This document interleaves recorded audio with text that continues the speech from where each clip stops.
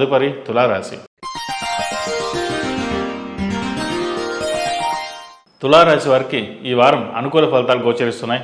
విద్యా సంబంధమైన విషయాల్లో గట్టి పట్టుదలతో మించి అనుకూలమైన ఫలితాలు సాధిస్తారు. వ్యాపారపరంగా కొద్దిపాటి లాభాలను చవిచూస్తారు.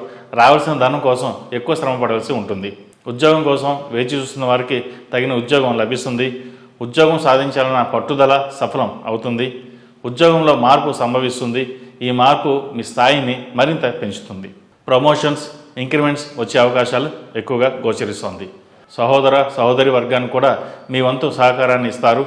మీరు ఎన్ని విధాలుగా వారిని ఆదుకున్నా కీలక సమయంలో మీకు అండగా నిలవరు. నైతిక మద్దతు కూడా ఇవ్వరు. అంతర్గతంగా అందరూ ఎందుకు ద్వేషిస్తున్నారన్న అర్థం కాక విషయంగా మారుతుంది.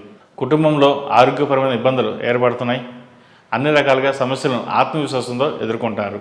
ఒకరి ప్రోత్సాహం ఉన్నా లేకపోయినా, ఎవరి పర్యవేక్షణ ఉన్నా లేకపోయినా మీ వంతు కర్తవ్యాన్ని మీరు సక్రమంగా నిర్వహిస్తారు. స్నేహితుల్లోనూ బంధువుల్లోనూ మీ స్థాయిని నిలబెట్టుకుంటారు.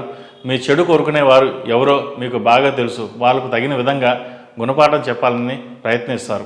పునర్వివాహ ప్రయత్నాలు చేసేవారికి అనుకూలమైన కాలం. అన్నీ చూసుకుని ముందుకు వెళ్ళండి. మంచి ఫలితాలు సంప్రాప్తిస్తాయి.